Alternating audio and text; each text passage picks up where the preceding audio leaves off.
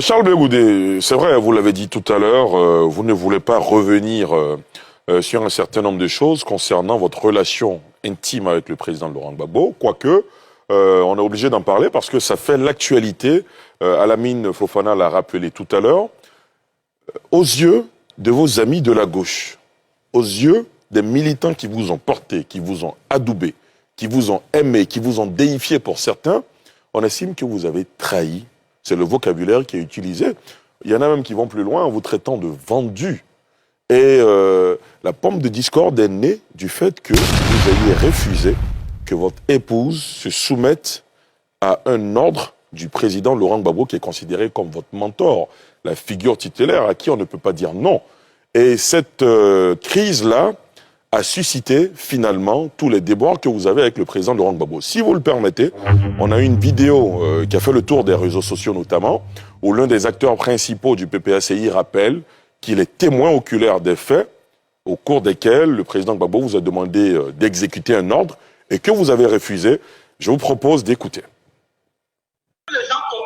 Charles Blé Goudé, les militants de gauche se disent, mais comment se fait-il que Charles Blé Goudé, que l'on a connu pour le compte et dans la cause auprès du président Laurent Gbagbo, en vienne à refuser d'exécuter qui ressemblait à un ordre de celui qui est considéré comme son père?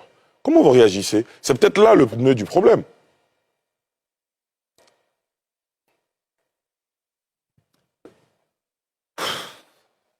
Ali, tout ça c'est gênant. Comment? C'est gênant tout ça. Vous savez, ça fait la 12e dans ma carrière politique. J'ai fait la prison. 11 fois en Côte d'Ivoire. La 12e fois, c'était la Cour pénale internationale. Les 11 fois, quand nous sortions des prisons, on était unis. J'ai fait la prison avec Guillaume Soro. Tout ce qui nous a opposés. Avez-vous une fois entendu Guillaume Soro dans ce pays dire, quand j'étais en prison avec Charles Blé Goudé, il a fait ceci, il a fait cela. Avec tout ce qui nous a opposés dans ce pays, vous le savez. Et tout ce qui nous oppose aujourd'hui. Damana Picasse, j'ai fait la prison avec lui. Aujourd'hui, le PPACI, moi, je suis COGEP. Malgré tout ce qui nous oppose, vous l'avez une fois entendu dire, quand j'étais en prison à Charles Blé Goudé, je suis ceux avec qui j'ai fait vraiment la prison quand j'étais étudiant. Surtout Soul et les autres. C'est la première fois dans ma vie, d'ancien prisonnier, que je sors d'une prison, que tout ce qu'on a fait à prison est sur la place publique. Ce monsieur qui vient de parler, avec mépris, regardez comment quand il parle de ma femme, il dit, je veux parler à cette dame. Il s'agit de Demba Traoré, pour le préciser, qui représente donc à la Le président m'a dit, je veux parler à cette dame. D'abord, le ton condescendant ne peut pas venir du président Gbagbo. Je connais le président Gbagbo, plus que lui. Mais il dit qu'il était témoin oculaire. Qu'il a été témoin, je suis en train de vous parler. Très bien. Ce monsieur n'a jamais perdu une seule seconde de sa liberté. Donc, il ne sait pas ce que c'est qu'être en prison. Parce que lui, il venait à la prison. Moi, j'étais en prison. Avec le président Gbagbo. Alors, ce qu'il dit n'est pas vrai. Pourquoi? Je savais que c'était un complot. Aujourd'hui, comme vous insistez, et vous avez beaucoup insisté, depuis que je suis arrivé en Côte d'Ivoire, vous me mettez le doigt dans la gorge. Je dis, je ne veux pas en parler. Je ne veux pas, parce que je connais les conséquences. Mais vous voyez comment il est en train de me diaboliser? Juste pour se faire de la place. Juste pour que mes amis de gauche dont vous parlez puissent me haïr aujourd'hui. Je vais leur parler aujourd'hui. En prison, le président Gbagbo ne m'a jamais parlé par intermédiaire. Depuis que je le connais, que je fonctionne avec lui, dans notre fonctionnement, il ne me parle jamais par intermédiaire. La seule fois qu'il m'a demandé de faire une commission, c'était dans sa cellule. Moi, j'ai vu mon mentor, mon chef, tout malheureux. Il m'a fait une seule commission que j'ai menée à bien. Je vais vous citer des noms aujourd'hui. On en finit ça avec. Parce que mon silence risque de se retourner finalement contre moi. Président, qu'est-ce qui n'y va pas? Il me dit, il y a un problème. Président, il y a quel problème? Ça, c'est la commission qui m'a faite. Il me dit, la maison qui sert de siège au Front populaire ivoirien appartient à Nadi Bamba. Je dis, mais comment? petit, il faut laisser ça. Donc, elle est en colère. Est-ce que tu peux m'aider? C'est tout ça que vous voulez que je parle ici? Venez, vous me mettez en mission? Il dit oui. Afi N'Guessan, dont on disait qu'il était mon ami. Si j'étais en parlant avec lui, comment j'aurais fait cette mission? Donc, le lendemain à 7 h, quand on ouvre les cellules, il est 6 h à Abidjan. Je vais au téléphone chez les gardes. Je demande à parler à Mme Angéline Kili, que je salue au passage, l'épouse d'Afi N'Guessan. Je l'ai au téléphone, heureusement. Je dis, maman, passez-moi votre mari. Hésitante qu'elle était, je la taquine. Maman, où vous faites chambre à part? Elle dit, non, elle me le passe. Je dis, président Afi, je cite des noms, il est en vie. Le président Gbagbo souffre d'un problème. Votre siège est la maison de Nadi Bamba. Est-ce que vous pouvez rétrocéder cette maison? Il dit, mais ce n'est pas possible. Nous, c'est nos DG qui ont cotisé pour payer cette maison. Comment elle appartient à Nadi Bamba? Je dis, laisse tout ça, président. Fais-le au nom du président Gbagbo. Je t'en prie. Pour sa santé en prison, fais-le pour lui. Il dit, OK. Comme elle m'a traduit en justice, Là, c'est le président Afi qui parle. Le président Afi qui parle. Demandez au président de lui demander de me donner quelqu'un de confiance pour que le problème soit réglé devant un huissier. Moi, j'étais content parce que je vais de réussir un exploit pour mon patron. Je vais donc dans la cellule du président Gbagbo. Il dit, président, le problème est résolu. Demandez à Nadi Bamba de nous donner un nom. Je vais donner à Afi, il m'attend au téléphone. À la CPI, le président a oublié de se lever pour aller au téléphone chez les gardes. Donc ceux qui racontaient que, oui, il y a des appareils enregistrés, tout ça c'est faux. Tout est suivi à la CPI. Il est parti, il a demandé le numéro, il est venu, il m'a donné un nom. Comment il s'appelle? Ousmane Si Savané, avec son numéro. Voilà le nom que Nadi Bamba a donné. Tout content, je vais au téléphone, je dis à Afi N'Guessan, voici le numéro. Le samedi, nous descendons donc dans la salle de visite. Nadi Bamba est contente. Merci Blé. La maison m'a été rétrocédée. Si je vends cette maison, je te donnerai ta part. Je dis non, attention. Moi, je ne suis pas un agent immobilier. Peut-être que c'est là ma faute.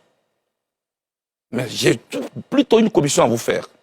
Évitez d'aller prendre les problèmes dehors pour les amener en prison. Ça fait souffrir le président. Vous ne savez pas ce que c'est que la prison. Ali, je dis aujourd'hui aux membres du PPACI, ce qui leur sert de siège aujourd'hui, c'est la seule commission que le président Gbagbo m'a faite. À partir de là, est-ce que je deviens l'ennemi? Tout le narratif qui a été construit autour du président Gbagbo, c'était pour nous éloigner.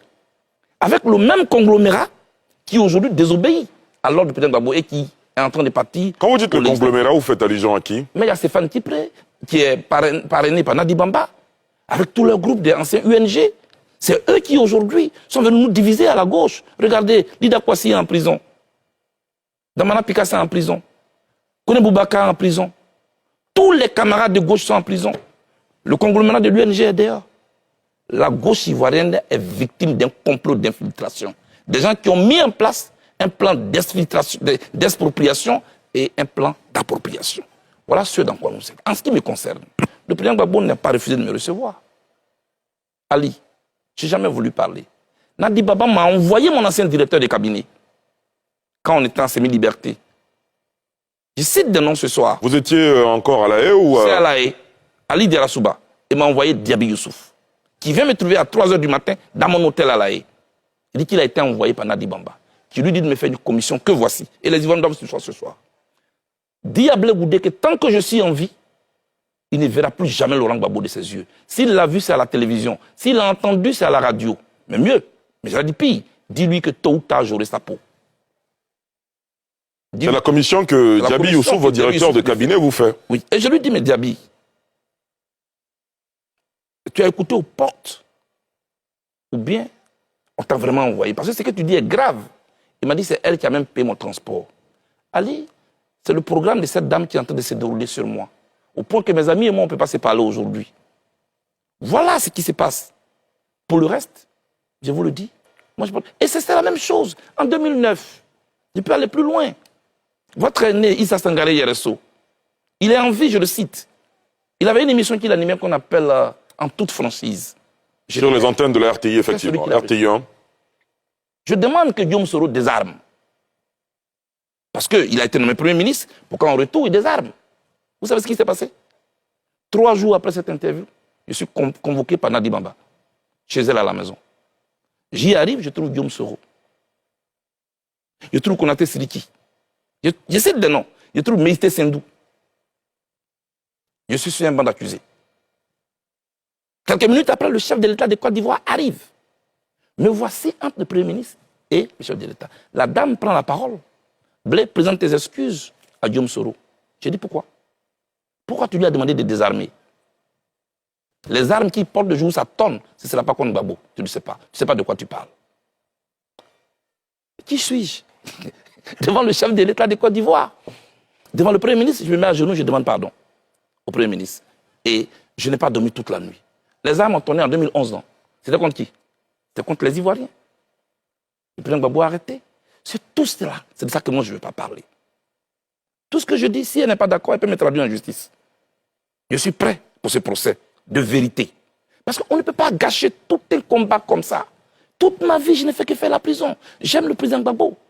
Je n'ai rien contre le président. Est-ce que vous avez essayé d'utiliser d'autres voies et moyens pour rencontrer le président Gbagbo? Je suis allé rencontrer le pasteur Dion. Il est en vie. Je lui ai dit, est-ce que vous pouvez approcher mon père? Je veux parler avec lui. J'ai écrit une lettre que j'ai remise au professeur Hubert Oulaye. Ça n'a pas marché. Je me suis rapproché de tous les chefs départementaux coutumiers de Gagnoa, avec à la tête Boga, Sivori. Ils sont allés rencontrer le président Gbagbo à ma demande. Ils sont revenus, ils m'ont dit, il dit que tu ne lui as rien fait, mais il s'organise pour te recevoir. Je leur ai dit, c'est pas vrai, ça ne sera pas se passer. Parce que le programme d'une dame est en train de se dérouler. J'ai fait tout ce que je pouvais faire pour rencontrer le président Gbagbo. Donc les jeunes gens qui sont instrumentalisés sur les réseaux sociaux, non, mais il n'a jamais demandé, ils ne savent pas de quoi ils parlent. Moi, je ne suis pas leur ennemi. Il y a un complot contre la gauche ivoirienne. L'opposition aujourd'hui à terre, on ne peut rien faire. Non, quand vous expliquez les choses, il y a peut-être une dent contre vous, mais quand vous parlez de complot contre la gauche ivoirienne, c'est peut-être un peu trop gros. Quand les acteurs, Ali, quand les principaux acteurs ne peuvent même pas s'adresser la parole, des gens qui se réunissaient, qui concevaient, qui ont un parcours commun, qu'ils ont connu dans la douleur de l'histoire de la Côte d'Ivoire. Aujourd'hui, qu'est-ce qui nous oppose fondamentalement? Parce que l'autre a peur de m'approcher. Parce que s'il m'approche, il ne peut plus avoir accès au président Gbagbo. Il y a un corridor qui a été installé, avec un guichet unique. Si tu ne passes pas par là, tu ne peux pas. Demandez-le tous. On se parle souvent en cachette. Voilà l'atmosphère qui a été créée. En conclusion, je lance encore cet appel. Moi, je demande pardon au président Gbagbo si je l'ai choqué. Je ne sais pas ce que j'ai fait. Mais je pense que je peux encore lui apporter beaucoup. Mettons-nous au-dessus de tout cela. Il demeure mon père. Très bien. Alors, et sur ça, justement, j'ai 2 petites questions. Alors, ce n'est pas Nadi Bamba qu'on a entendu inscrire en faux le fait que on ait dit que ce soit Blé Goudé qui lui faisait la cuisine à la haie. C'est le président Gbagbo lui-même qui l'a dit lors d'un meeting où il y avait des dizaines de milliers de personnes. Ça, c'est la première chose. Et puis, deuxièmement, Monsieur le Président, si vous me permettez, est-ce que dire tout ceci de celle qui est son épouse aujourd'hui ne va pas enfoncer le clou? Charles Blé Goudé est-il prêt à aller jusqu'au bout? Non, ce n'est pas une question d'aller jusqu'au bout. Je prends à témoin le journaliste qui est là. Ça fait 3 ans que je suis en Côte d'Ivoire, qu'on m'accuse de tous les maux d'Israël. Je n'ai jamais voulu parler. Mais la rumeur court, elle court, elle court. Le silence est d'or, c'est vrai, mais le silence a souvent des relents de trahison et de complicité. Votre silence peut vous condamner, souvent. C'est pourquoi je veux éclairer en interne des Ivoiriens. Ça veut dire que durant toutes ces années, vous avez souffert? Oui, il y a des souffrances silencieuses qui détruisent plus que les bombes. Je souffre de ma séparation avec le président Gbagbo. Parce que j'ai beaucoup souffert avec lui. Je ne dis pas que j'ai souffert pour lui. Parce que moi, j'ai souffert pour mes idées, pour mon idéal que je portais. Les Ivoiriens sont témoins. À la Cour pénale internationale, on ne s'est pas servi de moi pour condamner le président Gbagbo. C'était là que ça se jouait, la fidélité. J'ai été fidèle. Mais quand on sort de là, parlant de cuisine, vous me voyez moi en train de sortir de prison et je fais le tour des meetings pour dire oui, c'est moi qui cuisine. Non. Dès que nous sortons de prison, elle actionne les cyberactivistes sur les réseaux sociaux. Ah oui, Gbagbo ne parle plus à Blé Goudé. Moi, j'essaie de nier pour dire non, c'est pas vrai, parce que je veux protéger l'image du monsieur. Ah non. Et puis, des paroles sortent. Non, c'est pas lui qui cuisinait. J'étais donc obligé de rétablir la vérité, comme je suis en train de le faire ce soir. Et quand c'est lui-même qui parle maintenant? Oh oui, tout ça, je comprends aussi. Je ne vais pas commenter les propos du président Gbagbo. Je m'interdis ça. J'ai dit qu'il a tous les droits sur moi. Très bien. Je lui donne tous les droits sur moi. Mais les chauffeurs de café à côté, je ne veux pas. Vous savez quand on a renvoyé ta maman à la maison, pour ceux qui ont grandi dans le cours, la nouvelle épouse qui arrive, son enfant qui vient là, ils volent même la viande dans la sauce. Ils savent que c'est lui, hein. Mais toi dont la mère est partie, c'est toi qu'on va accuser comme le petit voleur. Et tu en souffres, et tu ne peux rien dire. Et papa ne peut rien dire. On a vécu ça, moi j'ai vécu tout ça. Donc je comprends, mais acceptez que je ne commande pas les propos du président Gbagbo. Mais ce conglomérat-là est en train de détruire notre combat. Voilà ce que je dis. Alamine Fofana? Oui, petite précision aussi par rapport à la cuisine. Il faut dire que le président Laurent Vous êtes Gbagbo beaucoup attaché à n'a la pas cuisine. nié ça. Il a dit Non, ce sont des faits qu'on veut Oui, il comprendre. a juste précisé qu'il y a un jeune Congolais du nom de Gervais qui faisait Germain Katanga. qui faisait la cuisine. Et après que celui que vous connaissez a pris le relais. Mais moi, c'est beaucoup d'informations choc que vous nous donnez en même temps. Mais on a un peu assisté à un dialogue interposé entre vous et le président Laurent Gbagbo. Par exemple, vous nous dites que votre dernier coup de fil, c'est le 31 mai 2022. Mais là, je ne fais pas d'analyse, je ne fais pas d'interprétation, je prends des propos. Le président Laurent Gbagbo dit il faut que ce gouvernement-là ne soit plus au gouvernement 2025. Charles Blé Goudé dit quand tu te mets avec n'importe qui, n'importe quoi t'arrive. Le président Laurent Gbagbo explique qu'il a accepté d'être candidat en 2025 parce que le président Ouattara s'y représentait. Il a clairement dit qu'il veut remettre sa pouvoir qui a gagné en 2010. Charles Blé Goudé dit enlever quelqu'un, ce n'est pas un programme. Charles Blé Goudé dit que comme nous étions en prison, je faisais la cuisine. Ça, on a déjà mentionné. Le président Gbagbo revient là-dessus. Donc, la question est de savoir, est-ce que Charles Blé Goudé est aussi innocent dans cette histoire? Merci Lamine. Alors, vous avez de la juste à poser des propos. Mais est-ce que vous les contextualisez? Est-ce que c'est dès que le président Gbagbo finit de dire « je suis candidat » que je dis enlever quelqu'un n'est pas un projet? Non. Moi, j'étais à un forum d'enseignement, comme vous le faites souvent. C'était sur le leadership. Que j'expliquais aux jeunes, porter un projet, c'est mieux. Enlever quelqu'un, se mettre ensemble pour enlever quelqu'un, un jour son enfant aussi va se mettre avec d'autres personnes pour vous enlever. Donc ce n'était pas au lendemain des propos du président Gbagbo. C'était après. Mais nos adversaires ont essayé de vouloir coller ça pour arriver à la conclusion à laquelle vous êtes arrivé aujourd'hui. Ça, ce n'est pas vrai. Deuxièmement, quand il dit je veux remettre ça parce qu'en 2025, je veux être candidat parce que le président Ouattara est candidat. Moi, je soutenais déjà la candidature Simone Gbagbo. Pourquoi? Parce que le président Gbagbo n'avait pas son nom sur la liste comme moi. Je cherchais qui de la gauche pouvait porter notre cause. Et je pense que Simone Gbagbo a cette légitimité et pouvait porter notre cause aussi. Ce n'était pas contre le président Gbagbo. Simone Gbagbo n'est pas candidate contre le président Gbagbo. Donc, il ne faut pas faire d'amalgame. Je ne veux pas trop entrer dans des histoires de cuisine et autres. Moi, j'ai servi le président Gbagbo comme un fils peut servir son père. Un autre Ivoirien aurait été à ma place en prison, il aurait fait ça. Pour le reste, je pense que ce sont des querelles qui sont créées. Un narratif est créé pour créer une nouvelle histoire. Regardez. Lamine, quel est le parti politique de Laurent Gbagbo? Actuellement, c'est le Non. PPAC. Je veux parler de sa vraie histoire. Le FP. Bon, le parti historique fondé par Laurent Gbagbo, c'est le L'histoire de FPI. Laurent Gbagbo s'est écrite en Côte d'Ivoire avec le Front populaire Ivoirien. ivoirien. Quand il rentre en Côte d'Ivoire, ce conglomérat va le convaincre pour pouvoir laisser le FPI de côté et puis créer le PPACI. C'est ton histoire, donc là. On ne parle plus du FPI. Aujourd'hui, c'est PPACI. Et pourtant, c'est toute l'histoire de Gbagbo. J'aurais été là que je me serais battu pour ne pas que ce soit ici. Donc, C'est pourquoi on selon m'a vous, on éloigné. vous a écarté parce que vous étiez gênant. Mais c'est pourquoi on m'a éloigné. Vous voyez, cette histoire est partie. Aujourd'hui, regardez ce qui se passe en notre sein. Ça fait honte. Mais moi, je ne vais pas rester longtemps comme ça. Je saurai que faire pour que les choses puissent s'arranger. Oui, Alassane. Moi, j'ai une question, justement. On parle quand même de l'homme, le président Gbagbo. Vous connaissez mieux que moi son parcours et ce qu'il représente. Est-ce qu'on peut dire aujourd'hui que le président Gbagbo est pris en otage? Comme l'avait mentionné Awadon Melo. Awadon Melo, contrairement à moi, a eu l'occasion de les fréquenter pendant ces 3 dernières années. Donc, lui, il fait ce constat, qui n'est pas du tout différent de l'analyse que je viens de faire. Voilà. Donc le président Gbagbo est bien pris en otage. Les gens abusent de lui, les gens utilisent son nom, les gens se cachent derrière son image pour humilier, pour mépriser, pour se faire une place. Les gens n'ont pas un projet pour la Côte d'Ivoire, ils ont des projets personnels. Et je voudrais ici lancer un appel. Rien ne nous oppose. Mettons-nous ensemble, sauvons notre cause.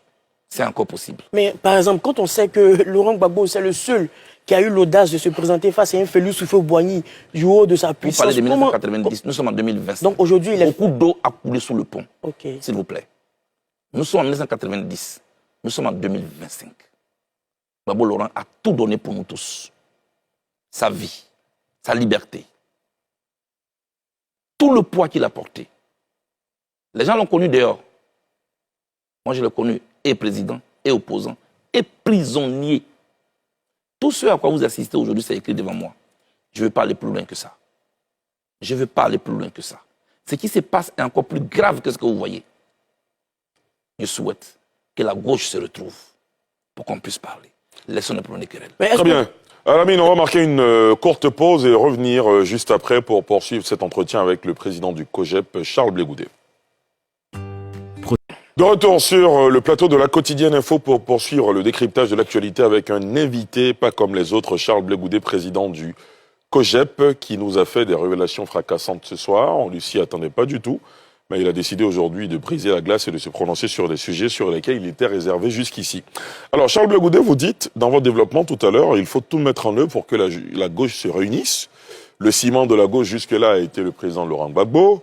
Comment vous allez faire, vous qui finalement n'aviez plus accès à lui pour recoller tous les morceaux de la gauche ivoirienne? C'est vrai que vous avez déjà Simone Gbagbo avec vous, Awad Domelo également, mais tous les autres qui sont dans le camp, par exemple, qui sont restés au PPACI, et d'autres qui vous détestent à la limite parce que ils vous perçoivent depuis quelques années comme le traître, le vendu. Ce sont les termes utilisés.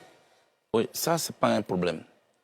Vous savez, les réactions de l'homme sont fonction des informations que son environnement immédiat lui transmet.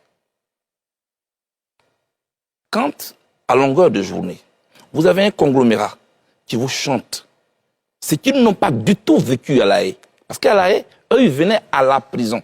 Moi, j'étais en prison. C'est différent. Et donc, oui, Gbagbo a dit. Gbagbo a dit. C'est ce qui est là. C'est le slogan qui est là. Gbagbo a dit. Gbagbo a dit. Vous voyez tout récemment, quand le président Gbagbo dit, d'ici, après les législatives, je ne parlerai pas en termes de retraite, mais je ne jouerai plus de rôle principal en interne comme dans l'État de Côte d'Ivoire. Le lendemain, la même dame s'est levée pour aller dire à Azopé, non, c'est parce qu'il a dit, il n'a pas dit qu'il parle, tout. Parce qu'ils ont besoin qu'il soit là longtemps sur la scène pour pouvoir se servir de son image pour nous opposer les uns aux autres. Aujourd'hui, je ne peux même pas parler à mes amis. Il y en a même qui se cachent pour venir me voir. Dans le PPACI? Mais bien sûr, mais pourquoi? Pourquoi? Aujourd'hui, moi, j'ai mal que mon ami, mon frère, une partie de moi, Damana Picasse, est en prison. Pourquoi? Est-ce que vous estimez que Damana Picasse, par exemple, en faisant la... Boubacar est en prison. D'accord, terminé, je vous repose la question. Boubacar, c'était mon directeur de mémoire, de maîtrise, quand j'étais encore au département d'anglais. Lida Kwasi, c'était mon parrain. Regardez très bien ceux qui sont en prison. Et regardez ceux qui sont en liberté, qui sont en train d'aller à des élections contre l'avis du président Gbagbo, alors que c'est eux qui ont dit où Gbagbo va, je vais. C'est comme ça qu'ils parlaient, hein. C'est pas du bon français, mais c'est ce qu'ils disent. Oui, c'est Gbagbo, on connaît. Aujourd'hui, du coup, on ne connaît plus Gbagbo. On connaît qui alors? Quel est l'objectif? C'est de nous écarter tous, nous affaiblir tous. Le président Affi N'Guessan, on l'a reçu récemment. Il est devenu le chouchou. Mais c'est ce que j'ai demandé depuis. Pour que la gauche puisse se retrouver. Mais ça ne nous arrange pas que les anciens compagnons se retrouvent. Parce qu'eux seraient vus comme des parvenus. Quand le président Gbagbo est venu, s'il continuait à fonctionner à le Front populaire ivoirien, eux seraient des parvenus qui n'ont pas les cartes à main. Ils ont créé un nouvel appareil pour qu'on nous éloigne, nous tous. Moi, je n'ai rien fait. Nous sommes dans une sorte de 2 chambres salon. Chacun est pour le moment dans sa chambre. Moi, je suis convaincu que tôt ou tard, le temps va réunir les conditions pour qu'on se retrouve au salon. On n'a pas le choix. Personne, de son côté, ne peut rien obtenir. On est obligé de se mettre ensemble. Damana Adja Picasse, vous savez, aujourd'hui, il a des déboires avec la justice. Il est en prison suite à une déclaration qu'il a faite justement dans les moments chauds qui ont précédé l'élection présidentielle. Charles Blé Goudet, on vous a connu par le passé également tout feu tout flamme dans des déclarations. Est-ce que vous, à sa place, en tant que vice-président du PPACI, vous auriez fait cette déclaration à la veille de l'élection présidentielle, appelant les jeunes notamment à sortir dans les rues pour paralyser le processus? Ali, vous avez devant vous un ancien prisonnier. Je connais toutes les prisons de Côte d'Ivoire. L'école de police, la DST, le sous-sol de la Sûreté nationale. Je connais tout ça. Je sais ce que peut endurer un prisonnier. Picasse est en prison. Il n'a pas d'arme pour se défendre. On ne juge pas quelqu'un qui est à terre. On ne tire pas sur une ambulance. Tout ce que je peux dire ce soir, c'est de porter mon ami en prière et demander la clémence du chef de l'État pour qu'il puisse sortir de là avec les autres. Ali, notre génération n'est pas faite pour uniquement faire la prison. Pourquoi? Picasso a passé toute sa vie à faire la prison avec moi. Moi, je me suis dit que le temps était arrivé pour qu'on puisse aussi faire valoir nos idées, notre vision. Mais des gens sont à côté. Je préfère m'arrêter là. Je vais m'arrêter là et je vais me battre pour que les choses rentrent dans l'ordre. Je vais tuer mon ego, je vais me battre pour que les choses rentrent dans l'ordre. Parce que moi, ma place n'est pas ailleurs. Ma place, c'est parmi les probabos. C'est ma famille, je n'ai pas une autre famille. Ça a trop duré, il faut qu'on mette fin à ça. Vous avez donc dû souffrir de tous les stéréotypes qu'on a voulu vous coller. On a dit que vous étiez en deal avec le RHDP, le parti au pouvoir, que vous travailliez donc pour le président Ouattara. Et puis il y a eu justement cet échange avec le secrétaire exécutif du RHDP qui, on ne sait pas pourquoi, mais avait sorti la fameuse expression disant Blé Goudé avec nous comme au figuré. Bon, finalement, il y a eu des clarifications, mais toujours est-il que dans la tête des uns et des autres, il y a eu de la traîtrise. Oui, Ali. Comment briser cette image du jour au lendemain? Je parle devant des jeunes gens qui sortent fraîchement de l'école, donc qui peuvent me corriger. Et ceux qui ont fait de la politique et des droits. Un deal est défini comme un contrat. Mais on parlerait de contrats synalagmatiques, où chacun joue son rôle, mais en retour, il en tire des dividendes. Dans ce deal, Ali, c'est quoi, moi, mon profit? C'est qu'on me condamne à 20 ans. C'est que mon compte soit gelé jusqu'à aujourd'hui. Et c'est que je sois radié de la liste électorale. C'est que le COJEP n'ait pas de récépissé. C'est ça que j'obtiens du pouvoir. Alors, je ne sais pas si les gens ont mis leur cerveau justement, en concernant le COJEP, qu'est-ce qui se passe? Charles Blé Goudé, concernant le COJEP qui n'a pas de récépissé, justement, il y en a qui disent, mais comment se fait-il qu'un parti qui n'a pas de récépissé, on voit son président exercer, se promener sur l'ensemble du territoire, organiser des conventions à Yamoussoukro? Ils refusent d'étudier, ils ne connaissent pas le droit. En Côte d'Ivoire, quand vous avez porté votre parti, votre groupement sur le fonds baptismaux, c'est-à-dire vous l'avez créé, vous allez vous déclarer au ministère de l'Intérieur. 3 mois après, quand le ministre ne vous a pas signifié de manière expresse, et c'est écrit par la loi, c'est-à-dire il ne vous téléphone même pas, il doit écrire qu'il y a des anomalies dans votre dossier. Quand il ne l'a pas fait, 3 mois après, vous pouvez exercer. Ça, c'est un exercice de fait. Donc vous allez acquérir la personnalité juridique de fait. Mais ce n'est pas de ça que moi j'ai besoin. La loi de la Côte d'Ivoire permet qu'on me donne un récépissé. C'est de ça que j'attends. C'est de ça que je parle. Alors, quelqu'un qui a tous ces déboires, mais je n'ai pas fini. Nous étions 4 accusés de plans communs par la Cour pénale internationale. Le président Gbagbo, Simon Evi Gbagbo, le général de Goblé et moi-même Charles Blé Goudé. C'est comme ça que le président Gbagbo et moi nous sommes traînés devant la Cour pénale internationale. Au sorti, Simon Gbagbo est amnistié par le pouvoir d'Abidjan. Le président Gbagbo est gracié par le pouvoir d'Abidjan. Dogo Blé est gracié par le pouvoir d'Abidjan. Charles Blé Goudé, ni gracié, ni amnistié. En quoi je bénéficie davantage du pouvoir d'Abidjan? Est-ce qu'on va arrêter ce narratif de diabolisation qui a commencé comme ce monsieur qui vient de parler vient de le faire? Ce monsieur qui vient de parler, Demba Traoré, il était DG du VITIB à Bassam. Pendant qu'on nous pourchassait, pendant que même le dernier des probabos était pourchassé, lui, il a même eu le temps et la chance de faire une passation de charge aux victimes, de prendre un avion à l'aéroport d'Abidjan et d'aller en exil, d'après lui, aux États-Unis. Quand il revient, il représente le PPACI à la CEI. Il est payé au moins 5 millions de francs CFA. Lui ne sait que bénéficier. Voilà les vrais bénéficiaires du pouvoir d'Abidjan, ce n'est pas moi. Voilà, je peux sortir de là, on peut m'arrêter là tout de suite. Parce que je ne suis ni gracié, ni amnistié.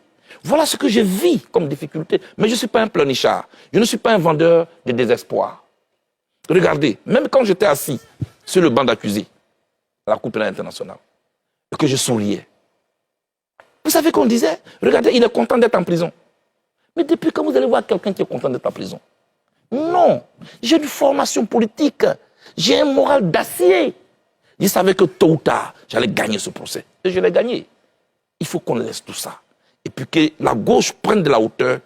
Je viens de montrer du doigt ceux qui sont venus nous infiltrer pour nous dynamiter et pour nous opposer les uns aux autres. Il y a ce qu'on appelle la fabrication de l'ennemi. C'est ce qui se passe en ce moment.